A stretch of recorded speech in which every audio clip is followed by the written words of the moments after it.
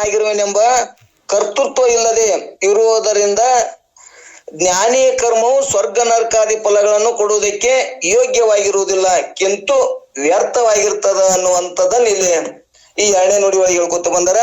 ಅಂದ್ರ ಬಾಲಕನ ಆಟದ ಹೆಂಗ ಕ್ರಿಯೆಗಳಲ್ಲಿ ವ್ಯರ್ಥ ಅದ.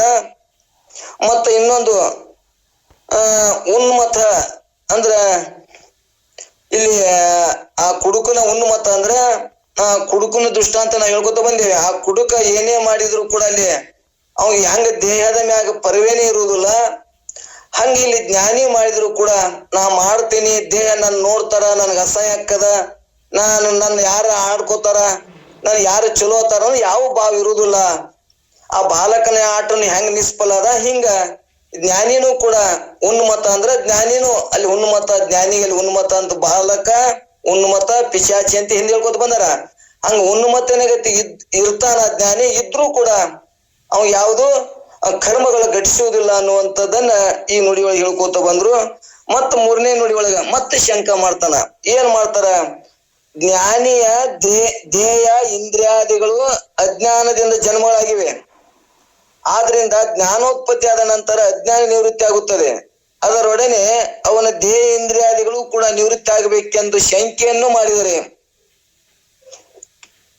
ಕಿಂತು ಅವಿದ್ಯೆ ಇರುವುದರಿಂದ ಅವನ ದೇಹಾದಿಗಳು ಕರಡಗತ ಕರ್ಪೂರದ ವಾಸನೆಯಂತೆ ಉಳಿದಿರುತ್ತದೆ ಎಂದು ಇಲ್ಲಿ ಈ 3ನೇ ನುಡಿಯೊಳಗೆ ಹೇಳ್ತಾರ.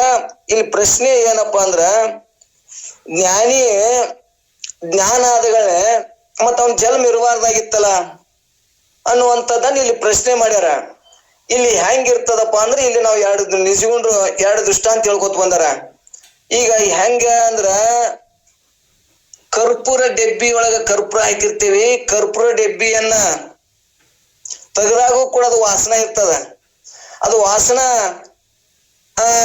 ಅಂದ್ರ ಅದ್ರಾಗ ಏನ್ ಕರ್ಪೂರ ಅಂದ್ರೆ ಇರುದಿಲ್ಲ, ಆದ್ರೂ ಹೆಂಗ ವಾಸನ ಇರ್ತದ ಹಂಗ ಜ್ಞಾನಿಯಲ್ಲಿ ವಾಸನದಿಂದ ತೋರ್ತದ. ಆದ್ರ ಕರ್ಪೂರ ಡೆಬ್ಬಿ ಇರುದಿಲ್ಲ. ಎಂದ ಅವಾಗ ಜ್ಞಾನ ಆಗ್ಯದ ಅಂದೇ ಅವ ಮುಕ್ತ ಆಗ್ಯಾನ, ಆದ್ರೂ ನಾರ್ತದ. ಕರ್ಪೂರ ಡೆಬ್ಬಿ ವಾಸನ ಐತಿ, ಆದ್ರೂ ಅದು ಕೆಲವು ದಿನದಾಗ ಹೋಗ್ತದ ಅನ್ನುವಂಥದ್ದನ್ನ ಅಲ್ಲಿ ಒಂದು ದೃಷ್ಟಾಂತ ಕೊಡ್ತಾರ. ಇನ್ನೊಂದು ದೃಷ್ಟಾಂತ ನಾವು ಕೇಳ್ಕೊಂಡು ಬಂದಿವಿ. ಏನ ದೃಷ್ಟಾಂತ ಅಂದ್ರ, ನಮಗ ಹಗ್ಗದೊಳಗಿರುವಂತ ಹಾವು ನಮ್ಗೆ ಏನ್ ಮಾಡ್ಯದ, ಭಯ ಕಂಪಾನಿ ಮಾಡೀವಿ, ಅಂಜೇವಿ. ಯಪ್ಪ ಎಂತ ದೊಡ್ಡ ಹಾವು ಅದ, ನಾ ಕಡಿದು ಸಾಯ್ತಿದ್ದೆ ಅಂತೇಳಿ ನಾವ್ ಏನೋ ಭಯ ತೊಟ್ಟೇವಿ, ಭಯ ಆಗ್ಯದ. ಭಯ ಆದಾಗ ಏನೋ ಅಕಸ್ಮಿತ ಯಾರೋ ಬಂದು ಪ್ರಕಾಶದಿಂದ ಅದನ್ನ ತೋರಿಸಿ ಇದು ಹಾವಲ್ಲ ಹಗ್ಗ ಅಂತೇಳಿ ಅಂದಾಗ ಹಗ್ಗದ ಜ್ಞಾನ ಆಗ್ಯದ, ಕೈ ಹಿಡಿದಾಗ ಜ್ಞಾನ ಆಗ್ಯದ. ಆದ್ರೆ ಮೊದಲು ಏನಾಗಿರ್ತದಲ್ಲ, ಆ ಅಂಜಿದ ಕಂಪಾದಿಗಳು ನಡುಗು ಏನಿರ್ತದ, ಅವ್ ಭಯಾದಿಗಳು ಅವು ಅವು ಇರ್ತಾವ. ಜ್ಞಾನ ಆಗ್ಯದ, ಇದು ಹಗ್ಗಲ್ಲ, ಇದು ಹಾವಲ್ಲ, ಇದು ಹಗ್ಗ ಅಂತ ಜ್ಞಾನ ಆಗ್ಯದ. ಜ್ಞಾನ ಆದ್ರೂ ಕೂಡ ಆ ಅಂಜಿದ ಭಯ ಕಂಪಾದಿಗಳು ಹೆಂಗಿರ್ತಾವ ಹಂಗ ಜ್ಞಾನ ಆಗಿಂದನೂ ಕೂಡ ಆ ಮೊದಲಿನ ಭಯ ಕಂಪಾದಿಗಳು ದೇಹ ಇರ್ತಾವು.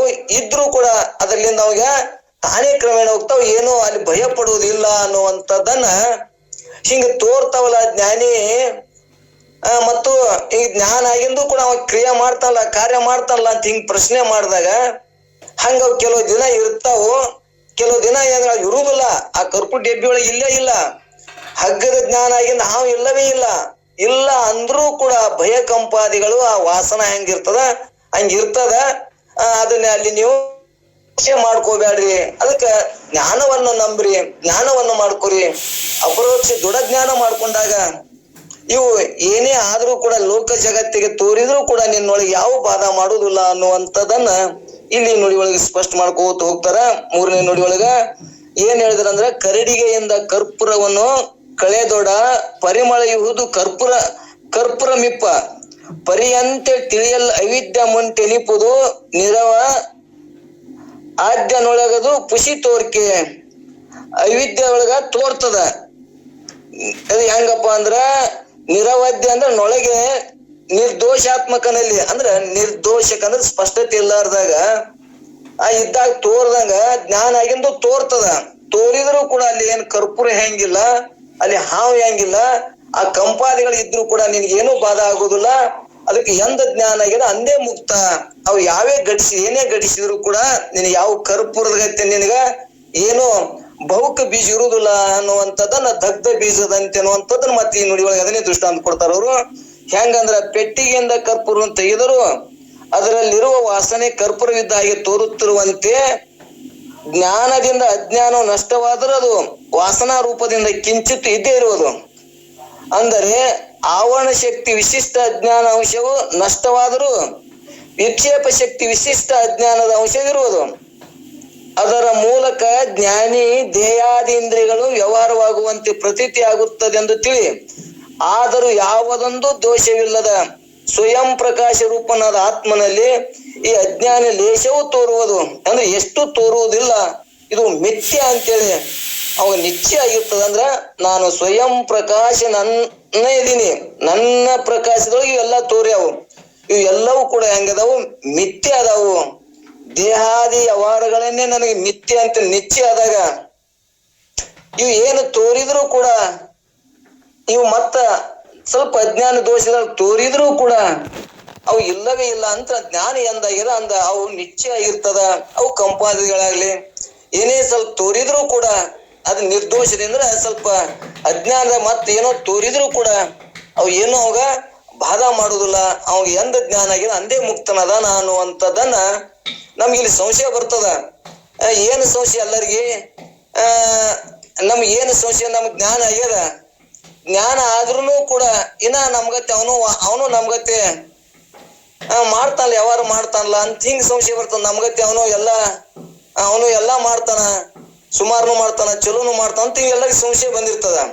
ಆದ್ರ ಆ ಜ್ಞಾನಿಯಲ್ಲಿ ಏನು ಇರುವುದಿಲ್ಲ ಅನ್ನುವಂಥದ್ದನ್ನ ಹಿಂದೆ ಸ್ಪಷ್ಟ ಮಾಡ್ಕೊತ ಬಂದಾರ. ಎರಡು ಗಿಡದ ದೃಷ್ಟಾಂತ, ಹಕ್ಕಿ ದೃಷ್ಟಾಂತ ಕೊಟ್ಟಾರ. ಎಂದ ಜ್ಞಾನ ಆಯ್ತು, ಗಿಡ ಎಂದ್ ಬಿಟ್ಟು ಆ ಗಿಡದಾಗಿದ್ದ ಎರಡೂ ಪಕ್ಷಿಗಳು ಮತ್ತೊಂದು ಗಿಡವನ್ನ ಹೆಂಗ ಆಶ್ರಯ ಮಾಡ್ಕೊತಾವು? ಜ್ಞಾನಿ ಮಾಡಿದಂತ ಪಾಪ ಪುಣ್ಯಾದಿಗಳು ನಿಂದ ಮಾಡಿದವರು ಸ್ತುತಿ ಮಾಡಿದವರು ಹೋಗ್ತಾರ. ಅವ ಜ್ಞಾನ ಆದ ದಿವಸನೇ ಅವ ಮುಕ್ತನಾದ ಅನ್ನುವಂಥದ್ದನ್ನ ಆ ಪ್ರಾರಬ್ಧ ಪ್ರಕಾರ ಯಾವುದೇ ಕಾರ್ಯಗಳು ಮಾಡಿದ್ರು ಕೂಡ ಅವು ಮಿಥ್ಯಾನೆ ಅನ್ನುವಂಥದ್ದನ್ನ ನಿಶ್ಚಯ ಯಾವಾಗ ಆಗ್ತದ ಅಂದ್ರೆ ನಮ್ಗೆ ಅಪರೋಕ್ಷ ಜ್ಞಾನ ಆದಾಗ ನಿಶ್ಚಯ ಆಗ್ತದ. ಅಪರೋಕ್ಷ ಜ್ಞಾನ ಆಗ್ಲಿಕ್ಕಂದ್ರೆ ಇವಿನ ಇಂಥ ಸಂಶಯಗಳು ಅನೇಕ ಬರ್ತಿರ್ತಾವು. ಅದಕ್ಕೆ ಅಂತ ಸಂಶಯನ ಕಳೆಯಕ್ಕೆ ನಿಜಗೊಂಡ್ರು ಮತ್ತಿಷ್ಟು ಹುಡುಕಿ ಆ ಸಂಶಯಗಳ ನಮ್ಮೆಲ್ಲರಲ್ಲಿಯೂ ತೆಗಿತಾರ. ಓಂ ನಮಃ ಶಿವರೇ.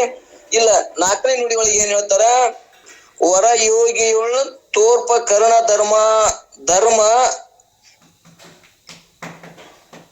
ಧರ್ಮಾವಳಿ ಅಂದ್ರೆ ಕರ್ಣಗಳ ಧರ್ಮಾವಳಿಗಳ ಪುರಿದಿಟ್ಟು ಬಿತ್ತಿದ ಪರಿಯಂತೆ, ಅಂದ್ರ ಬಿತ್ತನ ಪರಿಯಂತೆ. ಪೊರದಳ ಅಂದ್ರ ಇವು ಒಂದ್ ದೃಷ್ಟಾಂತ ಕೊಡ್ತಾರ. ಅಂದ್ರ ಬೀಜ, ಅವು ಬೀಜ ಯಾವಪ್ಪ ಅಂದ್ರ ಇವು ಮೆಡಿಕಾಳ ಹೆಸರಾಗ ಇವು ಏನಿರ್ತಾವಲ್ಲ ಅವು ಹುರಿದಿಂದ ಅವಕ್ಕೆ ಹೆಂಗ ಮೊಳಕೆ ಬರುದಿಲ್ಲ, ಹಂಗ ಜ್ಞಾನ ಆದಾಗ ಅವು ತೋರ್ತಾವ್, ವ್ಯವಹಾರ ಮಾಡ್ತಾವ, ಅವು ಏನು ಬರುದಿಲ್ಲ ಅನ್ನುವಂಥದ್ದನ್ನ ಈ ನುಡಿ ಒಳಗ ವರಯೋಗಿಗಳು ತೂರ್ಪು ಕರ್ಣ ಧರ್ಮಾವಳಿ ಪುರಿದಿಟ್ಟ ಬಿತ್ತಿದ ಪರಿಯಂತೆ ಮರಳಿ ಬಹುಕ್ ಅಂಕುರಕ್ಕದು ಹೇತುವಲ್ಲವೆಂದು ತರುಣಿ ನೀ ಅರಿಯುವುದು ಈ ವಿವಾದವಿಲ್ಲದಂದ್ರೆ ಇದು ನಿನ್ನಲ್ಲಿ ಏನೈತಿ? ಅವಿವಾದ. ಈ ಮಾತನ್ನು ವಿವಾದ ಇಲ್ಲದ್ದು ಅನ್ನುವಂಥದ್ದನ್ನ ಇಲ್ಲಿ ಹೇಳ್ಕೊತ ಹೊಂಟದ. ಜ್ಞಾನ ಸಿದ್ಧನಾದ ಯೋಗೀಶ್ವರನಲ್ಲಿ ಅವಿದ್ಯಾಲೇಶದಿಂದ ದೇಹಾದಿಂದ್ರಿಗಳ ವ್ಯವಹಾರವು ದೇಹದ ಜನನ ಮರಣಾದಿಗಳ ಧರ್ಮಗಳು, ನೇತ್ರೇಂದ್ರಿಯದಲ್ಲಿ ನೋಡುವ ಧರ್ಮ, ಶ್ರೋತೇಂದ್ರಿಯದಲ್ಲಿ ಕೇಳುವ ಧರ್ಮ, ಇವು ಮೊದಲಾದ ಧರ್ಮಗಳು ತೋರುತ್ತವೆ. ಜ್ಞಾನಿಯಲ್ಲಿ ಅವನು ನೋಡ್ತಾನ, ಮಾಡ್ತಾನ, ಕೇಳ್ತಾನ, ಎಲ್ಲಾ ಮಾಡ್ತಾನ, ತೋರುತ್ತವೆ. ಆದ್ರೂ ಅವು ಹುರಿದ ಕಾಳುಗಳು ತಿನ್ನಲಿಕ್ಕೆ ಮಾತ್ರ ಬರುತ್ತವೆ ಹೊರತು ಬಿತ್ತನೆಗೆ ಹೇಗೆ ಬರುವುದಿಲ್ಲವೋ ಹಾಗೆ ಪ್ರಾರಬ್ಧ ಕರ್ಮಾನುಪಭೋಗಿಸಲಿಕ್ಕೆ ಕಾರಣಗಳಾಗಿರ್ತವೆ ಹೊರತು ಜನ್ಮಾಂತರಕ್ಕೆ ಹೇತು ಆಗಿರುವುದಿಲ್ಲ. ಈ ಮಾತನ್ನು ಶಾಸ್ತ್ರ ಸಿದ್ಧಾಂತ ಇರುವುದರಿಂದ ಈ ವಿಷಯದಲ್ಲಿ ವಾದ ವಿವಾದಗಳನ್ನು ಮಾಡುವುದು ಅಸಂಭವ. ಮಾಡಿದ್ರು ಅದು ವಾದ ಮಾಡೋದ್ರಿಂದ ಅದು ವ್ಯರ್ಥನೆ ಆಗ್ತದ, ಅಸಂಭವಾದ, ಅದು ದಗ್ಧ ಬೀಜದಂತೆ ಅನ್ನುವಂಥದ್ದನ್ನ ನಾವು ಹಿಂದಕ್ಕೆ ರಗಡಿಸಲು ಇದನ್ನ ಕೇಳ್ಕೋತ ಬಂದೇವಿ. ಮತ್ತಿಷ್ಟಿದು ನಾವು ಪರಮಾನುಭೂದೆ ಇದನ್ನೆಲ್ಲವನ್ನು ಹೇಳ್ಕೋತ ಬಂದಾಗ ನಮ್ಗೆ ಅಲ್ಲಿ ನಮ್ಮ ವೃತ್ತಿ ಅಲ್ಲೇ ಇರ್ತದಲ್ಲ, ಇದನ್ನ ಮತ್ತಿಷ್ಟು ಅವ್ರು ಜಜ್ಮೆಂಟ್ ಮಾಡೋದ್ರಿಂದ ನಾವು ಯಾವ ಸಂದರ್ಭದಲ್ಲಿ ಹೇಳಿರ್ತೇವೆ, ಆದ್ರೂ ಅದು ಮೊದಲಿಂದ ನಮ್ಗೆ ಗುರ್ತಿರಂಗಿಲ್ಲ.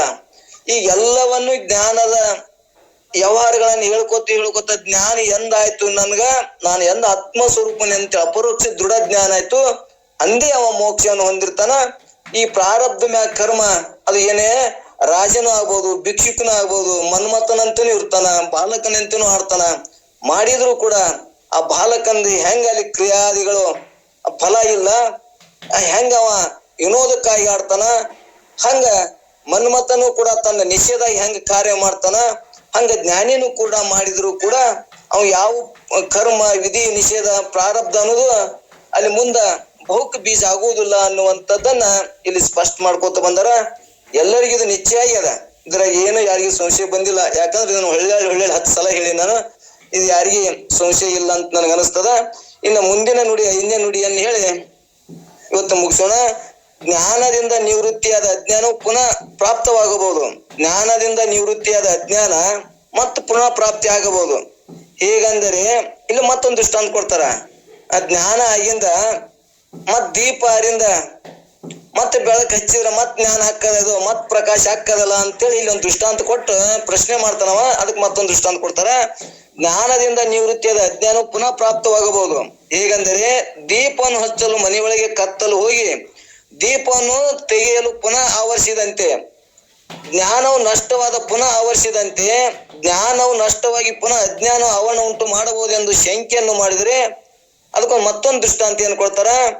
ಹಾವಿನ ಪರಿಯಂತೆ ಅಜ್ಞಾನ ನಾಶವಾದ ಪುನಃ ಆವರಣವು ಮಾಡಲಾರದು ಅನ್ನುವಂಥದ್ದನ್ನ ಇಲ್ಲಿ ಒಂದು ಪ್ರಶ್ನೆ ಮತ್ತು ಅವರಲ್ಲಿ ಉತ್ತರ ಹೇಳ್ಯಾರ. ಹೆಂಗ ಇವ ಮತ್ತೆ ಹಿಂಗ ಕರ್ಮವನ್ನು ಮಾಡ್ತಾನ, ಮತ್ತ ಏನಾಗ್ಯದ ಜ್ಞಾನ ಆಗ್ಯದ, ಮತ್ತ ಒಂದು ಕೆಟ್ಟ ಕಾರ್ಯ ಮತ್ತೊಂದು ಮದುವೆ ಆಗ್ತಾನ, ಜ್ಞಾನ ಆಗ್ಯದ ಮತ್ ಮದುವೆ ಆಗ್ತಾನ. ಅಲ್ಲಿ ಒಂದು ಮತ್ತ ಪ್ರಾರಬ್ಧ ಆಗ್ತದಲ್ಲ ಅನ್ನೋದಕ್ಕೆ ಅವರೇ ಒಂದು ದೃಷ್ಟಾಂತ ಕೊಡ್ತಾರ. ಹೆಂಗ ಶಂಕ ಮಾಡಿದವರು ಪ್ರಶ್ನೆ ಮಾಡಿದವ್ರು ಏನ್ ಉತ್ತರ ಕೊಡ್ತಾರ. ಹೆಂಗ ದೀಪ ಹಚ್ಚಿದಾಗ ಮನೆಯಾಗ ಬೆಳಕಾಗಿರ್ತದ, ದೀಪ ಆರಿಸಿದಗಳೇ ಹೆಂಗ್ ಮನಿ ಮತ್ ಕತ್ಲಾಕ್ಕದ, ಹಂಗ ಜ್ಞಾನಿನು ಮತ್ತ ಅವ ಕರ್ಮ ಮಾಡಿದಗಳೇ ಮತ್ತೊಂದು ಯಾವ್ದೋ ಕಾರ್ಯ ಮಾಡಿದಗಳೇ ಮತ್ತ ಹಂಗ ಅವಾಗ ಅಜ್ಞಾನ ಆವರಿಸ್ತದಲ್ಲ ಅನ್ನುವಂಥದ್ದನ್ನ ಅಲ್ಲಿ ಹೇಳಿದಾಗ ಅದಕ್ಕೆ ಅವರೇ ಏನೇನ್ ದೃಷ್ಟಾಂತ ಕೊಡ್ತಾರಂದ್ರ, ಹೆಂಗ ಹಾವಿನ ಪರಿ ಒಂದು ದೃಷ್ಟಾಂತ ಕೊಡ್ತಾರ. ಹಾವ ಆ ಪರಿ ಬಿಟ್ಟಿದ್ಗಳೇ ಹೆಂಗ ಹಾವಿನ ಅದ್ರ ಜೊತೆ ಕೂಡುವುದಿಲ್ಲ, ಹಂಗ ಜ್ಞಾನಿಯಾಗಿ ನಾವು ಯಾವುದೇ ಕರ್ಮ ಮಾಡಿದ್ರು ಕೂಡ ಅದ್ರೊಳಗೆ ಕೂಡುವುದಿಲ್ಲ, ಆ ಪ್ರಾರಬ್ಧ ಅನುಗುಣವಾಗಿ ಆ ಕಾರ್ಯವನ್ನು ಮಾಡ್ತಾನ ಅನ್ನುವಂಥದ್ದನ್ನ ಇಲ್ಲಿ ಆ ದೀಪದ ದೃಷ್ಟಾಂತ ಕೊಟ್ರಲ್ಲ, ಹಂಗ ದೀಪದಲ್ಲಿ ಸಮನ್ವಯ ಆಗುದಿಲ್ಲ ಆ ದೃಷ್ಟಾಂತ ಇದಕ್ಕ ಅನ್ನುವಂಥದ್ದನ್ನ ಅಲ್ಲಿ ಹೇಳ್ಕೊತ ಬಂದಾರ. ಅಂದ್ರ ದೀಪ ದೃಷ್ಟಾಂತ ಏನ್ ಕೊಟ್ರು, ಇವತ್ತು ಬೆಳಕಾಗಿರ್ತದ ಮನಿ, ಆ ದೀಪ ಆರಿಸಿದ್ರೆ ಹೆಂಗ ಮತ್ತದು ಕತ್ತಲು ಆವರಿಸ್ತದ, ಮತ್ತ ಇಂತ ಯಾವ್ದಾರ ಕಾರ್ಯ ಮಾಡಿದ್ರೆ ಮತ್ತಲ್ಲಿ ಅಜ್ಞಾನ ಆವರಿಸಬಹುದಲ್ಲ, ನೀವ್ ಹೇಳುದು ನಮ್ಗ ನೀವ್ ಹೇಳುದು ತಪ್ಪು ಹೇಳ್ತೀರಿ ಅನ್ನುವಂಥದ್ದನ್ನ ಅಲ್ಲಿ ಒಬ್ಬ ಮತವಾದಿ ಪ್ರಶ್ನೆ ಮಾಡಿದಾಗ ಅದಕ್ಕೆ ಮತ್ತವ್ರು ಏನ್ ಹೇಳ್ತಾರಂದ್ರ, ಹೆಂಗ ಹಾವಿನ ಪರಿ ಬಿಟ್ಟಿದ್ಗಳೇ ಮತ್ ಹಾವು ಅದ್ರ ಜೊತೆ ಕೂಡುದಿಲ್ಲ, ಹಂಗ ಜ್ಞಾನ ಆಗಿಂದ ಅವ ಅದು ಕೊಡುದಿಲ್ಲ, ನೀ ಹೇಳು ದೃಷ್ಟಾಂತ ಅದಕ್ಕ ಸಮನ್ವಯ ಆಗುದಿಲ್ಲ ಅನ್ನುವಂಥದ್ದನ್ನ ಮತ್ತೆ ಈ ನುಡಿ ಒಳಗೆ ಹೇಳ್ಕೊತ ಹೋಗ್ತಾರ. ಇನ್ನೇ ನುಡಿ ಒಳಗ ಜಡ ದೇಹಾದಿಗೆ ತಾನು ಪೆರತೆಂದು ಕಂಡನು, ಅಂದ್ರ ಮೆಲ್ಲಡಿಯಲ್ಲಿ ಮೆತ್ತನೆ ಪಾದವುಳ್ಳ ಅಂದ್ರ ಮೈತ್ರಿ ಅನ್ನುವಂಥದ್ದನ್ನ ಇಲ್ಲಿ ಮೈತ್ರಿಗೆ ಏನ್ ಹೇಳ್ತಾರ, ಜಡ ದೇಹಾದಿಗಳಿಗೆ ತಾನು ಪೆರತೆಂದು ಕಂಡ ಲೊಡೆತಿರವಿದ್ಯ ಮುನ್ನವಲು ಬಿಡುಗಡೆಯಾದ ದೇಹಿ ಚರ್ಮದಂತೆ ಮೆಲ್ಲಡೆಳೆ ತಿಳಿ ತತ್ವ ಇರುವುದನ್ನು. ಅಂದ್ರೆ ಇಲ್ಲಿ ಪ್ರತ್ಯೇಗಾತ್ಮ ಸ್ವರೂಪನೆಂದ ಅನಾತ್ಮ ವರ್ಗಕ್ಕೆ, ಜಡಗಳಾದ ದೇಹಾದಿ ಅನಾತ್ಮ ವರ್ಗಕ್ಕೆ ನಾನು ಇದು ಜಡ ದೇಹಾದಿ ವರ್ಗಕ್ಕೆ ಅಂದ್ರೆ ಇವೆಲ್ಲ ಅಂತಃಕರಣಗಳು ಎಲ್ಲದಕ್ಕೂ ನಾನು ಹೆಂಗದೀನಿ, ಆತ್ಮ ನಾನು, ಪ್ರತ್ಯೇಗಾತ್ಮ ಸ್ವರೂಪ ನಾನು ಬೇರೆ ಆಗಿದ್ದೇನೆ ಅಂತ ನಮ್ಗೆಲ್ಲರಿಗೂ ನಿಶ್ಚಯ ಆಗ್ಯದ.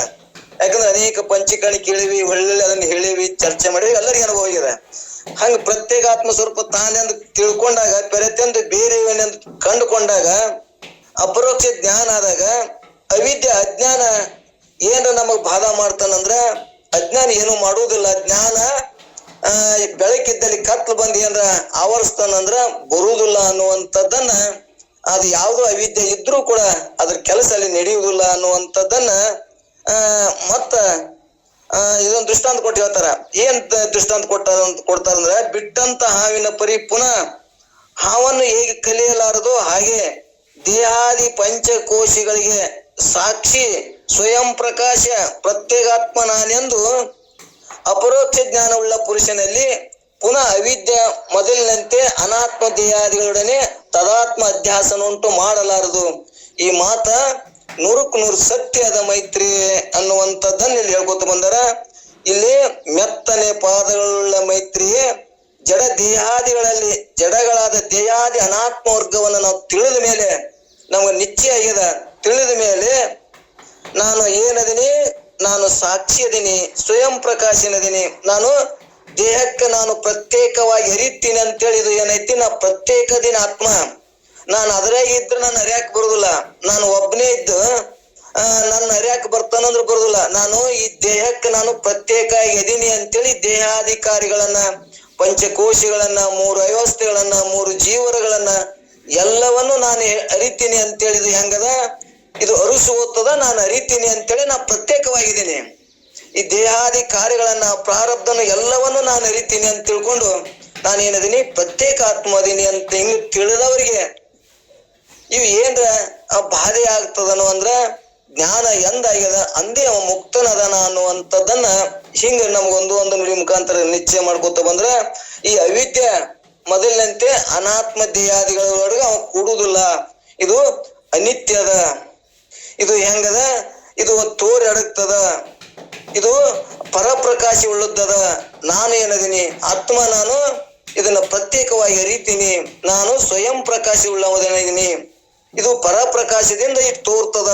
ಆದ್ರ ನಾನು ಸ್ವಯಂ ಪ್ರಕಾಶವನ್ನ ಅಂತ ಆತ್ಮನೇ ನಾನು ಅದೀನಿ ಅಂತ ಕೂಡದ ತಿಳ್ಕೊಂಡಾಗ ಈ ಹೊರಗಿನ ವ್ಯವಹಾರಗಳು, ದೇಹಾದಿ ವ್ಯವಹಾರಗಳು ಏನದಾವಲ್ಲ, ಇವು ಯಾವ ಅವಂಗ ಸತ್ಯ ಅಂತ ಒಪ್ಕೋತಾನಂದ್ರು ಒಪ್ಕೊಳ್ಳೋದಿಲ್ಲ. ಹಾವು ಹೆಂಗ ಪರಿ ಬಿಟ್ಟುಗಳೇ ಅವ್ ಮೊದಲಲ್ಲಿ ಶಂಕ ಏನ್ ಮಾಡಿದ್ದ, ಹೆಂಗ ಕತ್ತಲ ಆವರಿಸ್ತದ ಹಂಗ ಜ್ಞಾನ ಆಗಿಂದನು ಕೂಡ ಅಲ್ಲಿ ಕತ್ತಲ ಆವರಿಸ್ತದ ಅವಾಗ. ಯಾಕಂದ್ರೆ ಪ್ರಾರಬ್ಧ ಕೆಟ್ಟ ಮಾಡಿದಾಗ ಅವ್ನ್ ಏನ್ರ ಆವರಿಸ್ತದ ಅಂದ್ರೆ ಆವರಿಸುವುದಿಲ್ಲ. ಅದು ಪರಿಯಂತೆ, ಬಿಟ್ಟ ಪರಿಯಂತೆ, ಹಾವು ಬಿಟ್ಟ ಪರಿಯಂತೆ ಭಿನ್ನನಾಗಿ ಇರ್ತಾನ. ಪ್ರತ್ಯೇಕಾತ್ಮನಾದೀನಿ, ಸ್ವಯಂ ಪ್ರಕಾಶದೀನಿ, ಸಾಕ್ಷಿ ಸ್ವರೂಪದೀನಿ, ಹಿಂಗ ತಿಳ್ಕೊಂಡಿರ್ತಾನ ಅನ್ನುವಂಥದ್ದನ್ನ ಈ ನುಡಿ ಒಳಗ ಮತ್ತಿಷ್ಟು ನಮ್ಗ ಸ್ಪಷ್ಟ ಮಾಡ್ಕೋತ ಬಂದ್ರು. ಇದ್ರಾಗ ಏನಾದ್ರೂ ನಮ್ಗೆ ಸಂಶಯ ಬರ್ತಿದ್ವು ಅಂದ್ರ ಇನ್ನೂ ಸ್ವಲ್ಪ ಇನ್ನ ಅನೇಕ ಶರಣರು, ಸಂತರು, ಮಹಾತ್ಮರದ್ರ ಇದ್ರ ಬಗ್ಗೆ ಇನ್ನಿಷ್ಟು ತಿಳ್ಕೊಳ್ಳೋಣ. ಇಲ್ಲಾಂದ್ರ ಇದ್ರ ಬಗ್ಗೆ ಇನ್ನಿಷ್ಟು ತಾವು ಕೂಡ ಯೋಗಿ ಆದಂತ ತಪಸ್ವಿ ಆಗಿರ್ತಕ್ಕಂಥ ಒಬ್ಬ ಮಹಾತ್ಮರ ಪಾದಸ್ಪರ್ಶದಿಂದ ಒಂದು ನೆಲವು ಕೂಡ, ಧರೆಯೂ ಕೂಡ ಪುಣ್ಯಕ್ಷೇತ್ರವಾಗ್ತದೆ ಅನ್ನುವಂಥ ಮಾತು ಈ ಸಂದರ್ಭದಲ್ಲಿ ನಾವು ವಿಚಾರ ಮಾಡ್ಲಿಕ್ಕೆ ಸಾಧ್ಯತೆ. ಕಲ್ಯಾಣದ ಶರಣರ ಒಂದು ಪಾದ ಸ್ಪರ್ಶದಿಂದ ಇಡೀ ಕಲ್ಯಾಣ ನಗರವೇ ಭೂ ಕೈಲಾಸವಾಗಿ ಮರೆಯಾಗಿ ಹೋಯ್ತು. ಮುಂಜಾನೆ ಸಂದರ್ಭದೊಳಗ ತಾಯಿ ನಮ್ಮ ಒಬ್ಬ ಮಾತಾಯಿಯವರು ಇಲ್ಲಿ ಒಂದು ಕಲ್ಯಾಣದ ಕ್ರಾಂತಿಯ ಕುರಿತು ಬೆಳಗಿನ ಜಾವದೊಳಗೆ ಒಂದು ಪ್ರಾರ್ಥನಾ ಗೀತೆಯನ್ನ ಹೇಳಿದ್ರು. ಎಂತ ಅದ್ಭುತವಾಗಿರ್ತಕ್ಕಂಥ ಪ್ರಾರ್ಥನೆ. ಬಸವಾದಿ ಶಿವಶರಣರು ಹುಟ್ಟಿ ಬಂದಿರತಕ್ಕಂಥ ಸಂದರ್ಭದೊಳಗ ಎಂಥ ಒಂದು ಅದ್ಭುತವಾಗಿರ್ತಕ್ಕಂಥ ಪವಾಡ ಸದೃಶವಾಗಿರ್ತಕ್ಕಂಥ ಕಾರ್ಯಕ್ರಮಗಳು ನಡೆದು ಒಬ್ಬ ಯೋಗಿ ಪುರುಷ ಯಥಾಯ ಧರ್ಮಶ್ಯ ಗ್ಲಾನಿರ್ಭವತಿ ಭಾರತ ಅಘೃತ್ತಾನಂ ಮಧಾರ್ಮಶ್ಯ ತದಾತ್ಮಾನಂ ಸೃಜಾಮ್ಯಃ ಪರಿತ್ರಣಾಯ ಸಾಧೂನಾಂ ವಿನಾಶಾಯ ಚ ದುಷ್ಕೃತಾಂ. ಎಲ್ಲಿ ಧರ್ಮದ ಅವನತಿ ಆಗ್ತದೋ, ಎಲ್ಲಿ ಧರ್ಮ ಅವನತಿ ಹಾದಿಯನ್ನು ಹಿಡಿದಿರ್ತೈತಿ, ಆ ಸಂದರ್ಭದೊಳಗ ಭಗವಂತನ ಅವತಾರ ಯಾವ ರೂಪದೊಳಗಾದ್ರೂ ಆಗ್ಬಹುದು. ಭಗವಂತ ಇದ ರೂಪದೊಳಗ ಬರ್ತಾನಂತಲ್ಲ, ಉತ್ಸಾಹ ರೀತಿಯೊಳಗುನು ಬರ್ಬೋದು, ಅವಿವೇಕಿ ರೀತಿಯೊಳಗುನು ಕೂಡ ಉದ್ಭವಿಸಿ ಜ್ಞಾನಿ ಮನುಷ್ಯನ ಲಕ್ಷಣಗಳು ಹೇಳಿದ್ರು. ಅಗಳ ಬಹಳಷ್ಟು ಹೇಳಿದ್ರು. ಅವ ಹುಚ್ಚದಂಗಿರ್ತಾನ, ಮನ್ಮಥನಂಗಿರ್ತಾನ. ಇವೆಲ್ಲ ಜ್ಞಾನಿಯ ಲಕ್ಷಣಗಳು ನಾವು ಅರಿಬೇಕಾಗಿರ್ತು ಅಂತಂದ್ರ ಇಂಥ ಒಂದು ಶಿವಾನುಭವ ಗೋಷ್ಠಿ ಒಳಗೆ ನಾವು ನಿಶ್ಚಯ ಜ್ಞಾನ ಆಗಿತ್ತು ಅಂತಂದ್ರ ನಮ್ಮ ಜ್ಞಾನಿಯ ಲಕ್ಷಣಗಳನ್ನ ಕಂಡುಕೊಳ್ಳಿಕ್ಕೆ ಸಾಧ್ಯದ. ಪರಮಾನುಭವ ಬೋಧೆ ಆ ರೀತಿಯೊಳಗ ನಮ್ಮನ್ನ ಒಳಗ ಅಂತರಾತ್ಮದೊಳಗ ನಾವು ಅಂತರಂಗದೊಳಗ ಅದು ಭೂಮಿಕೆ ತಯಾರಾಗ್ತದೆ. ಎಲ್ಲಿ ಭೂಮಿಕೆ ತಯಾರಾಗುದಿಲ್ಲ ಅಲ್ಲಿ ಏನ್ ಹಾಕಿದ್ರು ವ್ಯರ್ಥ ಆಗ್ತದ. ಭೂಮಿಯನ್ನ ಹದ ಮಾಡ್ಬೇಕು. ಈ ದೇಹವೆಂಬ ಭೂಮಿಯನ್ನ ನಾವು ಉಳುಮೆ ಮಾಡ್ಬೇಕಾಗಿತ್ತು ಅಂದ್ರೆ ಈ ದೇಹದಲ್ಲಿ ಇರ್ತಕ್ಕಂಥ ಕಶ್ಮಲಗಳನ್ನ ನಾವು ಮೊದಲು ಹೊರಗೆ ಹಾಕ್ಬೇಕಾಗ್ತದೆ. ಕಸಬಾರಿಗೆ ಹಾಕ್ಬೇಕು ನಾವು. ಕಸಬಾರಿಗೆ ಇದೆಲ್ಲ ನೋಡಿದ್ರೆ ಎಲ್ಲ ನಡೀತಕ್ಕಂಥ ಶಿವಾನುಭವ ಗೋಷ್ಠಿ ಇದೊಂಥರ ಕಸ ಹೊಡೆಯುವಂತ ಕೆಲಸ. ದೇಹದೊಳಗೆ ಬಿದ್ದಿರತಕ್ಕಂಥ ಈ ಕಶ್ಮಲಗಳೇನಿದೆ, ಕಾಮ, ಕ್ರೋಧ, ಲೋಭ, ಮೋಹ, ಮದ, ಮತ್ಸರ, ನಾನು, ನೀನು, ಅವನು, ಇವನು, ಮೇಲೆ ಕೆಳಗೆ, ಅಸ್ಪೃಶ್ಯ ಅಸ್ಪೃಶ್ಯನು ಭಾವಗಳನ್ನ ನಾವು ತೆಗೆದುಬೇಕಾಗಿತ್ತು ಅಂತಂದ್ರ ಇಂಥ ಶಿವಾನುಭವ ಗೋಷ್ಠಿ ಎನ್ನುವಂತ ಒಂದು ಧರ್ಮದ ಕಸಬಾರಿಗೆ ಹಿಡಿದಾಗ ಮಾತ್ರ ನಮ್ಮ ಅಂತರಂಗದ ಅರಿವಿನ ಬೆಳೆಯನ್ನ ಬೆಳೆಯಲಿಕ್ಕೆ ಸಾಧ್ಯದ. ಅಂಥ ತತ್ವಜ್ಞಾನವನ್ನ, ಅಂಥ ವಿಚಾರಧಾರೆಗಳನ್ನ, ಎಂಥ ಅದ್ಭುತವಾಗಿರ್ತಕ್ಕಂಥ ಒಂದು ವಿಚಾರಧಾರೆಗಳು ಇಲ್ಲಿ ಮೂಡಿ ಬರ್ತಾವಂತ ಅಂತಂದ್ರ ಬೆಳಗಿನ ಜಾವದೊಳಗ ಬಸವಾದಿ ಶಿವಶರಣರ ಒಂದು ಚರಿತ್ರೆಯನ್ನ ಆ ತಾಯಿಯವರು ಬಹಳ ಮಾರ್ಮಿಕವಾಗಿರ್ತಕ್ಕಂಥ ಹಾಡನ್ನ ನಾವ್ ಎಲ್ಲಿ ಕೇಳೇ ಇಲ್ಲ. ಇಂಥ ಜನಪದ ಸಾಹಿತ್ಯ ಒಳಗ ಬಸವಣ್ಣನವರಾಗ್ಲಿ, ನಮ್ಮ ನಿಜಗುಣ ಶಿವಯೋಗಿಗಳಾಗ್ಲಿ, ಸಿದ್ಧಾರೂಢ ಅಪ್ಪಾಜಿಯವರಾಗ್ಲಿ ಎಂಥ ಮಹಾತ್ಮರು ಇವತ್ತ ನಮ್ಮ ನರನಾಡಿಗಳಲ್ಲಿ ಅವರು ಹೊಕ್ಕಾರಪ್ಪ ಅಂತಂತಂದ್ರ ಅವರು ಸತ್ತು ಬದುಕಿದವರು, ನಿಜವಾಗಿರ್ತಕ್ಕಂಥ ಜನನ ಮರಣಗಳನ್ನ ಗೆದ್ದಂತ ಮಹಾತ್ಮರು, ಸತ್ತು ಬದುಕಿದವರು, ಇದ್ದು ಸತ್ತವರು, ಸತ್ತವರು ಅಂತ ತಿಳ್ಕೊಂಡು ಹೇಳಿ ಮೂರು ರೀತಿಯಾಗಿರ್ತಕ್ಕಂಥ ಜನರನ್ನ ನಾವ್ ಇವತ್ತು ಮಹಾತ್ಮರು ಹೇಳಿಕೊಡ್ತಾರ. ಇದ್ದು ಸತ್ತವ್ರು ಅಂತಂದ್ರ ನಮ್ಮಂತವ್ರು, ನಾವ್ ಇದ್ದೂನು ಏನು ಪ್ರಯೋಜನ ಇಲ್ಲ, ಜಗತ್ತಕ್ಕೆ ಏನು ಮಾಡ್ಲಿಕ್ಕೆ ನಮ್ಗೆ ಸಾಧ್ಯ ಇಲ್ಲ, ಮಾತ್ರವಾಗಿರ್ತಕ್ಕಂಥ ಸಾಮಾಜಿಕ ಕೆಲಸಗಳನ್ನ ಮಾಡ್ಲಿಕ್ಕೆ ಆಗ್ಲಿಲ್ಲ ಅಂದ್ರ ನಾವ್ ಇದ್ದು ಸತ್ತವ್ರು. ಸತ್ತವ್ರು ಅಂತಂದ್ರ ನಮ್ಮ ಪೂರ್ವಜರೆಲ್ಲ, ನಮ್ಮ ಹಿರಿಯರು, ನಮ್ಮ ಅಜ್ಜ, ನಮ್ಮ ಮುತ್ಯ ಎಲ್ಲರೂ ಸತ್ತು ಹೋಗ್ಯಾರ. ಅವ್ರು ಯಾರ ನೆನಪಿನ ಯಾರ ಬದುಕಿನೊಳಗೂ ಕೂಡ ಅವ್ರ ಹೆಸರು ಹೇಳಿಕ್ ಸಾಧ್ಯವಿಲ್ಲ. ಯಾಕಂದ್ರೆ ಸತ್ತು ಹೋಗ್ಬಿಟ್ಟಾರ. ನಾವು ಇದ್ದು ಸತ್ಯವು. ಆದ್ರೆ ನಿಜಗುಣ ಶಿವಯೋಗಿಗಳಂತವ್ರು, ಸಿದ್ಧಾರೂಢರಂತವ್ರು, ಅಕ್ಕ ಮಹಾದೇವಿ ಅಂತವ್ರು, ಮಹಾತ್ಮ ಬಸವೇಶ್ವರನಂತವ್ರು, ನಾಗಲಿಂಗನಂತವ್ರು, ಬಳಬಟ್ಟಿ ರಾಚಪ್ಪನಂತವ್ರು, ಕಡಕೋಳ ಮಡಿವಾಳೇಶ್ವರರು, ಆಮೇಲೆ ಶಿಶುನಾಳದ ಶರೀಫ್ ಸಾಹೇಬ್ರಂತವ್ರು, ಗೋವಿಂದ ಭಟ್ಟರು, ಪುರಂದರದಾಸರು, ಕನಕದಾಸರು, ರಾಘವೇಂದ್ರ ಯತಿವರ್ಯರು, ಇವರೆಲ್ಲ ಕೂಡ ಸತ್ತು ಇದ್ದಂತ ಮಹಾತ್ಮರು. ಇವರನ್ನ ನಾವು ಬೆಳಗಿನ ಜಾವದೊಳಗ ಅವರ ಸ್ಮರಣೆ ಮಾತ್ರದಿಂದಲೇ ನಮ್ಮ ಮನಸ್ಸಿನ ಕ್ಲೇಶಗಳನ್ನ ಕಳಿಬಹುದು. ಅವರನ್ನ ನಾಮಸ್ಮರಣೆ ಮಾಡಿದ್ರೆ ಸಾಕು, ನಮ್ಮಲ್ಲಿರ್ತಕ್ಕಂಥ ದೋಷಗಳು ಪರಿಹಾರ ಆಗ್ತಾವ. ಒಂದು ಬಾರಿ ಸ್ಮರಣೆ ಸಾಲದೆ ಅಂತ ತಿಳ್ಕೊಂಡು ಹೇಳಿ ಪುರಂದರದಾಸರು ಹಾಡ್ತಾರ.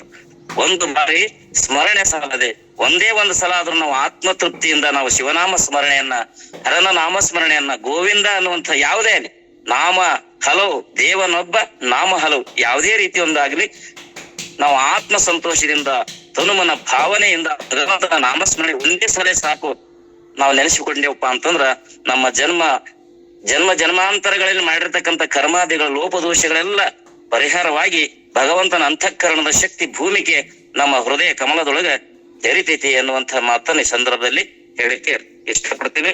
ಅದಕ್ಕೋಸ್ಕರವಾಗಿ ಆ ತಾಯಂದಿರು ಬಹಳ ಸುಂದರವಾಗಿರ್ತಕ್ಕಂಥ ವಿಚಾರಧಾರೆಗಳನ್ನ ಮಂಡಿಸಿ, ಬಸವಣ್ಣ ಹುಟ್ಟಿದ ತಕ್ಷಣವೇ ಅವನ ಜನನಾಗಿರುವಂತರು ಅವನು ಕುರಿತು ಶರಣು ಹೋಗಿ ಆರಾಧಿಸಿ ವಂದಿಸಿ ಪೂಜಿಸುವವರಿಗೆ ಭೋಗ ಮೋಕ್ಷಗಳು ಉಂಟಾಗುತ್ತವೆ ಅಂತ ಹೇಳಿದ್ರು ಇನ್ನೀ ಸೂತ್ರದಲ್ಲಿ ನಿರೂಪಣ ಮಾಡಿ. ಈಗ ಈ ಸೂತ್ರದಲ್ಲಿ ಅಭಿಪ್ರಾಯದಲ್ಲಿ ಯೋಗಿವರನು ಪ್ರಾರಬ್ಧ ಕರ್ಮದಿಂದ ಕೆಲವು ದಿವಸ ಜೀವಿಸಿಕೊಂಡು ಇರುವನು, ಹಾಗೆ ಅವನಿಂದ ಅನೇಕ ಪುಣ್ಯ ಪಾಪಾದಿಗಳು ಕರ್ಮಗಳು ಘಟಿಸಿದರು ಅವುಗಳಿಂದ ಅವನಿಗೆ ಸ್ವರ್ಗ ನರಕಾದಿಗಳಾಗಲಿ ಜನ್ಮಾಂತರಗಳಾಗಲಿ ಪ್ರಾಪ್ತಿ ಆಗುವುದಿಲ್ಲ ಅಂತ ಹೇಳ್ತಾರೆ ಅವರು.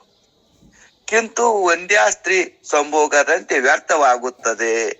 ಅವನ ದೇಹ ಇಂದ್ರಾದಿಗಳ ಉಂಟಾದ ಕರ್ಮಗಳೆಲ್ಲವೂ ಹುರಿದ ಬೀಜದಂತೆ ಉಪಯೋಗಕ್ಕ ಮಾತ್ರ ಉಪಯೋಗ ಆಗುತ್ತದೆ ಹೊರತು ಅವು ಮರಳಿ ಅವನಿಗೆ ಬೀಜ ಏನೊಂದು ಅವಿದ್ಯವು ಅವನ ಆವರಣಗಳು ಉಂಟು ಮಾಡುವುದಿಲ್ಲ. ಅವ್ ಮತ್ತೆ ಏನ್ರ ಆವರಣ ಮಾಡ್ತಾವನು ಜ್ಞಾನ ಶಿವಯೋಗಿಗ ಅಂದ್ರೆ ಯಾವ ಆವರಣ ಉಂಟು ಆಗುವುದಿಲ್ಲ, ಹುರಿದ ಬೀಜದಂತೆ ಇರ್ತಾನ ಅಂತ ಸೂತ್ರ ಅಭಿಪ್ರಾಯದಲ್ಲಿ ತಿಳಿಸಿಕೊಟ್ರು. ಲೋಲ ಲೋಚನೆ ಯೋಗಿವರನ ವರ್ತನವನು ಬಾಲಕ ವಿಕೃತನೆ ಅಂತ ತೆನಿಪುವುದು. ಅಂದರೆ ಜ್ಞಾನೀಯ ದೇಹ ಇಂದ್ರಾದಿಗಳಿಂದ ಕ್ರಿಯಾತ್ಮಕ ಕರ್ಮವು ಉಂಟಾದ್ದರಿಂದ ಅದು ಅವನಿಗೆ ಅವಶ್ಯ ಫಲವನ್ನು ಕೊಡುತ್ತೆ ಎಂದು ಶಂಕೆಯನ್ನು ಮಾಡಿದರೆ ಒಂದ್ಯ ರತಿಯಂತೆ ನಿಷ್ಫಲ ಆಗುತ್ತೆ ಎಂದು ನಿರೂಪಣ ಮಾಡಿದರು. ಇನ್ನು ತನಗ ಒಂದೇ ಸೂತ್ರದಲ್ಲಿ ಅಭಿಪ್ರಾಯ ಕೊಡ್ತಾರ ಅವರು. ತನಗ ಅಭಿಮಾನ ಒಂದೆನಿಸಲಿಲ್ಲ ಅದರಿಂದೆ ಮುನಿಕೃತ್ಯ ಅದು ಫಲವಿಲ್ಲದೆ ವನಿತೆ ನೀನರಿ ಒಂದ್ಯ ರತಿಯಂತೆ ಬರಿದು ಒಪ್ಪುವುದಿದು ತೀರ್ಪು ಅಖಿಲ ಶಾಸ್ತ್ರಗಳು ಶಾಸ್ತ್ರಕ್ಕೆ ಪ್ರಮಾಣ ಕೊಟ್ಟು ಹೇಳ್ತೀವಿ ಅಂತ ಒಂದೇ ಸೂತ್ರ ಅಭಿಪ್ರಾಯ ಹೇಳಿದರು. ಒಂದ್ಯಾ ಸ್ತ್ರೀಯಳ ಉಪಭೋಗವು ಕ್ರಿಯಾತ್ಮಕ ಕರ್ಮವಾದರೂ ಹೇಗೆ ಗರ್ಭ ಉತ್ಪತ್ತಿಗೆ ಕಾರಣ ಆಗುವುದಿಲ್ಲವೋ ಹಾಗೆ ಜ್ಞಾನಿಯಿಂದ ಮಾಡಲ್ಪಟ್ಟ ಕರ್ಮವು ನಿರಭಿಮಾನದಿಂದ ಮಾಡಲ್ಪಟ್ಟ ಕಾರಣ ಅದು ಜನ್ಮಾಂತರಕ್ಕೆ ಹೇತು ಆಗುವುದಿಲ್ಲ ತಾರೆ. ಅವ ಜ್ಞಾನ ಯೋಗಿಗೆ ಯಾವ ಕರ್ಮಕ್ಕ ಅವಾಗ ಹೇತು ಆಗುವುದಿಲ್ಲ.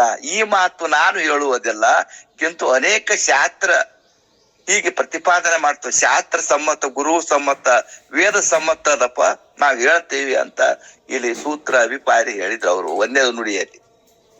ಇನ್ನು ಎರಡನೇ ನುಡಿಯಲ್ಲಿ ಒಂದೇ ಪುತ್ರ ಸ್ತ್ರೀ ರತಿಯು ಅಪವಿತ್ರವಿರುವುದರಿಂದ ಹೇಗೆ ಆಗುವುದು? ಜ್ಞಾನಿಯು ಪುಣ್ಯ ಪಾಪಾದಿಗಳು ಕರ್ಮಗಳು ಅವಶ್ಯ ಸ್ವರ್ಗ ನರಕಾದಿ ಲೋಕಾಂತರ ಫಲಗಳು ಉಂಟು ಮಾಡುತ್ತೆಂದು ಶಂಕೆಯನ್ನು ಮಾಡಿದರೆ ಬಾಲಕ ಉನ್ಮತ್ತ ಕ್ರಿಯೆಗಳ ನಿಷ್ಪ್ರಯೋಜನ ಉಳ್ಳವನಾಗುತ್ತಾನೆ. ಬಾಲಕ ಉನ್ಮತ್ತ ಪಿಸಾಚಿ ಹಿಂದಿನ ಸೂತ್ರದಲ್ಲಿ ಇಂದ ಹೋಗ್ಯಾವ. ಹಾಗೆ ಬಾಲಕನಂತೆ ಮತ್ತು ಉನ್ಮನಂತೆ ಇರ್ತಾನ ಜ್ಞಾನಿ ಅಂತ ಹೇಳ್ತಾರ. ನರಕ ನಾಕಾದಿಗಳ ವಿಷಯವಲ್ತು ಕಾಮನ ವಿರಹಿತ ಯೋಗಿ ಮಾಡಿದ ಕರ್ಮ ಹರಿಣಾಕ್ಷಿ ತಿಳಿಯುವುದು ಬಾಲಕ ಉನ್ಮತ್ತ ಚರಣೆಯಂತೆ ಕೃತ ಎಕ್ಕು ಅಂತಾರವರು 2ನೇ ಸೂತ್ರ ಅಭಿಪ್ರಾಯದಲ್ಲಿ. ಬಾಲಕ ಮತ್ತು ಉನ್ಮತ್ತ ಪುರುಷಗಳ ಕ್ರಿಯೆಗಳು ಪದ ಉದ್ದೇಶಗಳಿಲ್ಲದೆ ಇರುವಳಿಂದ ಫಲನಿಗಿರುವುದಿಲ್ಲ. ಬಾಲಕ ಉನ್ಮತ್ತನವು ಆದ್ರಿಂದ ಮಾಡಿದ ಕರ್ಮಗಳು ಹೇಗೆ ಫಲಕ್ಕೆ ಸಾಧನಗಳು ಆಗುವುದಿಲ್ಲ, ಆ ಫಲಕ್ಕೆ ಏನು ಸಾಧನ ಆಗ್ತಾವ ಯಾವ ಆಗುವುದಿಲ್ಲ ತಾರವು. ಹಾಗೆ ಜ್ಞಾನಿಯಾದರೂ ಫಲ ಅಪೇಕ್ಷೆವಿಲ್ಲದೆ ನಾನು ಈ ಕರ್ಮವನ್ನು ಮಾಡೋದಕ್ಕೆ ಕರ್ತನಾಗಿರುತ್ತಾನೆ ಎಂಬ ಕರ್ತವ್ಯ ಇಲ್ಲದೆ ಇರುತ್ತಾರ. ಕರ್ತವ್ಯ ಇರುವುದಿಲ್ಲ ಅವಾಗ ಇರುವುದರಿಂದ ಆ ಜ್ಞಾನಿ ಕರ್ಮ ಸ್ವರ್ಗ ನರಕಾದಿ ಫಲ ಕೊಡುವುದಕ್ಕೆ ಯೋಗ್ಯ ಆಗುವುದಲ್ಲ. ಸ್ವರ್ಗ ನರಕ ಯಾವಕ ಹೋತಾನಂದ್ರು ಅವ್ ಹೋಗುವುದಿಲ್ಲ ತವ ಯೋಗ್ಯ ಇಲ್ಲ, ವ್ಯರ್ಥವಾಗ್ತದೆ ಅಂತ ಹೇಳ್ಕೊತ ಬಂದು 2ನೇ ನುಡಿಯಲ್ಲಿ. ಇನ್ನು 3ನೇ ನುಡಿ ಅಭಿಪ್ರಾಯ ಹೇಳ್ತಾರ ಅವ್ರು. ಜ್ಞಾನಿಯ ದೇಹೇಂದ್ರಾದಿಗಳು ಅಜ್ಞಾನದಿಂದ ಜನ್ಯಗಳಾಗಿವೆ. ಆದ್ರಿಂದ ಜ್ಞಾನ ಉತ್ಪತ್ತಿಯಾದ ನಂತರ ಅಜ್ಞಾನ ನಿವೃತ್ತಿ ಆಗುತ್ತದೆ. ಅದರೊಡನೆ ಅವನ ದೇಹೇಂದ್ರಾದಿಗಳು ಕೂಡ ನಿವೃತ್ತಿ ಆಗಬೇಕೆಂದು ಶಂಕೆ ಎತ್ತಾನವ. ಅವ ದೇಹೇಂದ್ರ ಆ ಜ್ಞಾನ ಆದ ಕೂಡೇ ಇವು ದೇಹೇಂದ್ರಾದಿ ನಿವೃತ್ತಿ ಆಗ್ಬೇಕಲ್ರಿ ಗುರುಗಳ ಅಂತ ಮತ್ತ ಪ್ರಶ್ನೆ ಕೇಳ್ತಾನೆ ಶಿಷ್ಯ. ಮಾಡಿದರೆ ಕಿಂಚಿತ್ ಅವಿದ್ಯೆ ಇರುವುದರಿಂದ ಅವನ ದೇಹಾದಿಗಳು ಕರಕಂಡ ಕರ್ಪೂರದಂತೆ ಹೇಳ್ತಾನ. ಕರ್ಪೂರ ಹ್ಯಾಂಗ ಅದ ಹಾಂಗ ಅವನು ಸುಟ್ಟು ಹೋಗಿರ್ತದೆ, ಏನು ಉಳಿದಲ್ಲ ಅಂತ ಹೇಳ್ತಾರೆ 3ನೇ ನುಡಿಯಲ್ಲಿ. ಕರಡಿಗೆಯಿಂದ ಕರ್ಪೂರವನ್ನು ಕಳೆದೊಡ ಪರಿಮಳವಿದು ಕರ್ಪೂರ ಮೆಪ್ಪದು ಪರಿಯಂತೆ ತಿಳಿಯಲು ಅವಿದ್ಯೆ ಉಂಟೆಂತ ಎನಿಪೋದು ನೀನು ಹೇಳುವುದು ಖುಷಿ ಅಂತ. ಯಾರ ಕರ್ಪೂರ ಹ್ಯಾಂಗ ಉದಾಹರಣೆ ಕೊಡ್ತಾರ ಮತ್ತೊಂದವ್ರು. ಪೆಟ್ಟಿಗೆಯಿಂದ ಕರ್ಪೂರವನ್ನು ತೆಗೆದರು ಅದರಲ್ಲಿರುವ ವಾಸನೆ ಕರ್ಪೂರ ಇದ್ದ ತೋರುತ್ತದ. ಕರ್ಪೂರ ಕಾರ್ಯ ಆಗ್ಯದ, ಅದು ಕಾರ್ಯ ಆದ್ರೂ ವಾಸನೆ ಉಳಿದಿರ್ತದ, ಆ ವಾಸನೆ ಏನೂ ಮಾಡುವುದಿಲ್ಲ ಅಂತಾರ. ಜ್ಞಾನದಿಂದ ಅಜ್ಞಾನವು ನಷ್ಟವಾದ್ರೂ ಅದು ವಾಸನಾ ರೂಪ ಕಿಂಚಿತ್ ಇದ್ದೇ ಇರುವುದು. ಅಂದರೆ ಆವರಣ ಶಕ್ತಿ ವಿಶಿಷ್ಟ ಅಜ್ಞಾನ ಅಂಶವು ನಷ್ಟವಾದರೂ ವಿಕ್ಷೇಪ ಶಕ್ತಿ ವಿಶಿಷ್ಟ ಅಜ್ಞಾನದ ಅಂಶವು ಇರುವುದು. ಆದ್ರಿಂದ ಮೂಲಕ ಜ್ಞಾನಿಯ ದೇಹೇಂದ್ರಾದಿಗಳು ವ್ಯವಹಾರ ಉಳ್ಳವಂತೆ ಪ್ರತೀತಿ ಆಗುತ್ತವೆ ಎಂದು ಹೇಳ್ತೀವಿ. ಅವು ವ್ಯವಹಾರ ಇದ್ದಂಗ ನಮಗ ತಿಳಿತೀವಿ, ಅದು ಯಾವ ಇರುದಿಲ್ಲ ವಾಸನ ಸತ್ಯ. ಆದರೂ ಯಾವುದೊಂದು ದೋಷವಿಲ್ಲದೆ ಸ್ವಯಂ ಪ್ರಕಾಶ ರೂಪ ಆತ್ಮಲ್ಲಿ ಅಜ್ಞಾನ ಲೇಷವು ತೋರುವುದು ಕೂಡ ಅದು ಮಿಥ್ಯೆ ಆಗುತ್ತದೆ ಅಂತ ಅಭಿಪ್ರಾಯ ಹೇಳಿದ್ರು. ಮಿಥ್ಯೆ ತೋರ್ತದ ವಾಸನದಾಗ ನಮ್ಮಂಗೆ ಆ ಕರ್ಪೂರ ಕಾರ್ಯ ಆದ್ರೂ ವಾಸನ ಉಳಿತದಲ್ರಿ ಅಂತ ಹೇಳಿದ ವಾಸನ ಸತ್ಯ ಇರುದಿಲ್ಲ ಅಂತ ಅವ್ರು ಧ್ಯಾನ ಯೋಗಿಗೆ. ಇನ್ನು 3-4ನೇ ಪ್ರತಿಪಾದನೆ ಮಾಡ್ತಾರ ಅವರು. ಮೂಲಕ ಜ್ಞಾನಿಯ ದೇಹೇಂದ್ರಾದಿಗಳು ತೋರುತ್ತಿರುತ್ತವೆ. ಆದ್ದರಿಂದ ದೇಹ ಆದಿಗಳ ಧರ್ಮಗಳು ಉಂಟು. ಅವುಗಳಿಂದ ಯಾವುದೊಂದು ಕರ್ಮ ಅವಶ್ಯವಾಗಿ ನಡೆಯದೆ ಇರುತ್ತದೆ. ಆ ಕರ್ಮವು ಜನನ ನಂತರಕ್ಕೆ ಕಾರಣವಾಗುತ್ತೆ ಎಂದು ಶಂಕೆ ಮಾಡಿದರೆ ಹುರಿದ ಬೀಜದಂತೆ ಇರ್ತಾನ ಅವ ಮತ್ತೆ ಪ್ರಶ್ನೆ ಮಾಡ್ಯಾನ ಶಿಷ್ಯ. ಅವ ಭೋಗಕ್ಕೆ ಸಾಧನ ಆಗಿರುತ್ತೆ ಹೊರತಾಗಿ ಉತ್ಪತ್ತಿಗೆ ಹೇತು ಅಲ್ಲ ಅಂತ ಈ ನುಡಿಯಲ್ಲಿ ಹೇಳ್ತಾರ. ವರಯೋಗಿ 7 ತೋರ್ಪ ಕರ್ಣಗಳ ಧರ್ಮ ಅಳಿ ಇರ್ಪದು ಬಿತ್ತಿದ ಪರಿಯಂತೆ ಮರಳಿ ಭವಕ ಅಂಕುರದು ಹೇತು ಅಲ್ಲವೆಂದು ತರಳಿ ನೀನು ಅರಿಯುವುದು. ಭವಕ ಬೀಜ ಆಗುವುದಿಲ್ಲಪ್ಪ, ಉಪಯೋಗಕ್ಕಾದದು. ಹುರಿದ ಬೀಜ ಹೆಂಗ್ ಇರ್ತದಂದ್ರ ಅದು ಉಪಯೋಗ ಮಾಡಕ್ ಬರ್ತದ, ಅದು ನಾಟದ ಅಂಕುರ ಹಾಕದ ಅಂದ್ರೆ ಬಿತ್ತಿದ್ರ ಆಗುದಿಲ್ಲ ಅಂತ ಹೇಳ್ಬೋದು.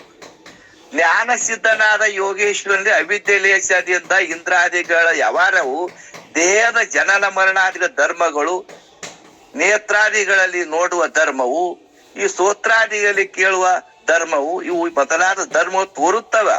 ಸೋತ್ರ ಆಗಲಿ ನೇತ್ರ ಆಗಲಿ ಇವು ತೋರ್ದಂಗ್ ಕಾಣ್ತಾವ, ಆದ್ರೂ ಅವನು ಹುರಿದ ಕಾಳಿನಂತೆ ಇರ್ತಾನ. ಹುರಿದ ಬೀಜ, ಕಡ್ಲಿ ಬೀಜ ಹುರಿದ್ರು ಹೋಗಿ ಗುಬೆ ಬಿತ್ತೆ ನಾಟ್ತದನ್ರಿ, ನಾಟೋದಲ್ಲ. ಹಾಗ ಹುರಿದ ಬೀಜ ಇದ್ದಂಗ ನೋಡ್ತಾನ, ಕಣ್ಣಿಗೆ ನೋಡ್ದ ನಮ್ಮ ಕಣ್ಣಂಗೆ ಅವ್ರ ಕಣ್ಣು ಅದಾವ. ಅವ್ರು ನೋಡೋ ದೃಷ್ಟಿನೇ ಬೇರೆ, ನಾವು ಕೇಳೋ ದೃಷ್ಟಿನೇ ಬೇರೆ. ನಮ್ಮ ಇಂದ್ರಿಯಗಳು ನಮ್ಮ ಇವನೇ ಬೇರೆ, ಅವ್ರ ಜ್ಞಾನಿ ಇಂದ್ರಿಯಗಳೇ ಬೇರೆ. ಅವ ಎಲ್ಲಾನು 84 ಜೀವರಾಶಿಗಳಲ್ಲಿ ಆತ್ಮಸ್ವರೂಪ ಒಂದೇ ಕಾಣ್ತಾನವ. ಇದು ಸುಖ, ಇದು ರಾಗ, ದ್ವೇಷ ಯಾವೂ ಇರುದಿಲ್ಲ ತವಂಗ. ಅವ ತಾನೇ ತನ್ನ ಬ್ರಹ್ಮಾನಂದ ಸ್ವರೂಪದಲ್ಲಿ ಕಾಲ್ ಕಳೀತಾನ ಜ್ಞಾನಿ. ಅವ ಯಾವಾರಿ ಮಂದಿ ಹಂಗ ಕಾಲ್ ಕಳೀದಲ್ಲ, ಯೋಗಿ ತನ್ನ ಸ್ವರೂಪ ಆನಂದದಲ್ಲಿ ಇರ್ತಾನ ಅಂತ ಹೇಳ್ಕೊತ್ ಬಂದ್ರು. ಹುರಿದ ಕಾಯಿನಂತೆ ತಿನ್ನಲಿಕ್ಕೆ ಬರುತ್ತದೆ ಮಾತ್ರ ಹೊರತು ಬಿತ್ತಲಿಕ್ಕೆ ಹೇಗೆ ಬರುವುದಿಲ್ಲವೋ ಹಾಗೆ ಪ್ರಾರಬ್ಧ ಕರ್ಮಾನು ಉಪಯೋಗಿಸಲಿಕ್ಕೆ ಕಾರಣವಾಗುತ್ತದೆ.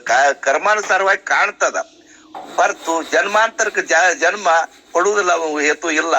ಮತ್ತು ಶಾಸ್ತ್ರ ಸಿದ್ಧಾಂತ ಇರುತ್ತದೆ, ನಾವು ಹೇಳುದಿಲ್ಲ, ಶಾಸ್ತ್ರ ಸಮ್ಮತ ಸಿದ್ಧಾಂತದ ಪ್ರಮಾಣ ಕೊಟ್ಟು ಹೇಳ್ತೀವಿ ಅಂತ ಈ ನುಡಿಯಲ್ಲಿ ಹೇಳಿದರು. ಇನ್ನು 5ನೇ ನುಡಿಯಲ್ಲಿ ಪ್ರತಿಪಾದನೆ ಮಾಡ್ತಾರ. ವಾದವನ್ನು ಮಾಡುವುದು ಅಸಂಭವ ಆಗ್ತದೆ. ನೀವು ವಾದ ಮಾಡುದು ಹೇಳ್ತಾರೆ, ಶಿಷ್ಯ ಇದು ಅಸಂಭವ ಆಗ್ತದೆ, ಇದು ವಾದ ಮಾಡಬಾರ್ದು ಅಂತ ಅವಾಗ ಶಿಷ್ಯಾಗ ಮಾತ ಅವ್ರಿಗೆ ಹೇಳಿದ್ರು.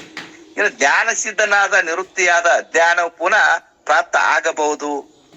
ಹೇಗಂದರೆ ದೀಪವನ್ನು ಹಚ್ಚಲು ಮನೆಯೊಳಗಿನ ಕತ್ತಲೆ ಹೋಗಿ ದೀಪವನ್ನು ತೆಗೆಯಲು ಪುನಃ ಆವರ್ಷದಂತೆ ಜ್ಞಾನವು ನಷ್ಟವಾಗಿ ಪುನಃ ಆವರ್ಷದಂತೆ ಜ್ಞಾನ ನಷ್ಟವಾಗಿ ಪುನಃ ಅಜ್ಞಾನ ಆವರಣ ಉಂಟು ಮಾಡುವುದೆಂದು ಶಂಕೆಯನ್ನು ಮಾಡಿದರೆ ಬಿಟ್ಟ ಆ ಹಾವಿನ ಪರಿಯಂತೆ ಅಜ್ಞಾನ ಲೇಷ ಆವರಣಗಳು ಮಾಡಲಾರವು. ಮತ್ತೊಂದು ಉದಾಹರಣೆ ಕೊಟ್ರು. ಹಾವಿಂದು ಪರಿ ಬಿಟ್ಟಿರ್ತದ ಹಾವ, ಅದ್ರ ಸೇರ್ತದನ್ನ ಸೇರುದಿಲ್ಲ. ಅದು ಬಿಟ್ಟಂಗೆ ಪರಿ ಬಿಟ್ಟಂದ್ರ ಅದನ್ನ ಅದ್ರ ಕಡೆ ಹೊಳ್ಳಿ ಸತ್ಯ ನೋಡುದಿಲ್ಲ. ಹಾವಿನ ದೃಷ್ಟಾಂತ ಕೊಟ್ರು. ಜಡದೇಹಾದಿಗೆ ತಾನು ಪರಿಯಂತೆ ಹಾವಿನ ಪರಿಯಂತೆ ಕಂಡನು ಒಳತು ಅವಿದ್ಯ ಮುನಿ ಓಲು ಬಿಡಗಡೆಯಾದ ಚರ್ಮದಂತೆ ಮೇಲ್ನುಡಿ ತಿಳಿ ತತ್ವವಿದನು ಮೈತ್ರ ಅಂತ ಹಿಂಗದ ಮೈತ್ರಾದೇವಿ ಅಂತ ಯಾಜ್ಞವಲ್ಕ್ಯ ಸಂಬೋಧನೆ ಮಾಡಿದ್ರು. ಬಿಟ್ಟಂತ ಹಾವಿನ ಪರಿವು ಪುನಃ ಹಾವನ್ನು ಹೇಗೆ ಅದು ಹೊಳ್ಳಿ ನೋಡುವುದಿಲ್ಲವೋ ಕೂಡುವುದಿಲ್ಲವೋ ಹಾಗೆ ದೇಹಾದಿ ಪಂಚಕೋಶಗಳಿಗೆ ಸಾಕ್ಷಿ ಸ್ವಯಂ ಪ್ರಕಾಶ ರೂಪ ಪ್ರತ್ಯೇಗಾತ್ಮ ನಾನೆಂದು ಅಪರೋಕ್ಷ ಜ್ಞಾನವುಳ್ಳ ಪುರುಷನಲ್ಲಿ ಪುನಃ ಅವಿದ್ಯವು ಲೇಷ ಮೊದಲಿನಂತೆ ಅನಾತ್ಮ ದೇಹಾದಿಗಳಲ್ಲಿ ತಾಧ್ಯಾತ್ಮ ಅಧ್ಯಾಸ ಉಂಟು ಮಾಡಲಾರದು. ಈ ಮಾತು ಸತ್ಯವೆಂದು ತಿಳಿ ಅಂತ ಪ್ರತಿಪಾದನೆ ಮಾಡಿದ್ರು. ಕಡೆ ಸೂತ್ರದಲ್ಲಿ ದೃಷ್ಟಾಂತಗಳು ಎಷ್ಟು ಕೊಟ್ಟರು ನೋಡ್ರ. ಹುರಿದ ಬೀಜದಂತೆ, ಹಾವಿನ ಪರಿಯಂತೆ, ಇವೆಲ್ಲವೂ ಜ್ಞಾನಿಗೆ ಯಾವ ಎಲ್ಲ ಲೇಪನೆ ಇರತ್ತ. ಅವ ಜೀವನ್ ಮುಕ್ತ ವಿಲಕ್ಷಣ ಆನಂದನು ಹೊಂದ್ಯಾನ. ಹೊಂದಿದ ಅವ್ ಮಾತಿರ್ತಾವ, ಎಲ್ಲ ಇದು ಬರ್ತಾವ, ಯಾವ ಬರುದಿಲ್ಲ, ನೀನು ತಪ್ಪು ತಿಳ್ಕೊಂಡಿ ಶಿಷ್ಯ, ಇದನ್ನ ತೆಗೆದು ಹಾಕು ಅಂತ ಅವರು ಈ ಪರಮಾನ ಬೋಧಿಯಲ್ಲಿ ಬರುವಂತ ಎಲ್ಲಾ ವಿಷಯನು ಹೇಳಿದ್ರು ಶರಣರು. ನನಗೂ ಮಾತಾಡ್ಲಕ್ಕಂತ ಅವಕಾಶ ಕೊಟ್ಟಂತೆ ಎಲ್ಲಾ ಶರಣರ ಪಾದಕ್ಕೂ ಮಾತಾಡಿ ನಮಸ್ಕಾರ.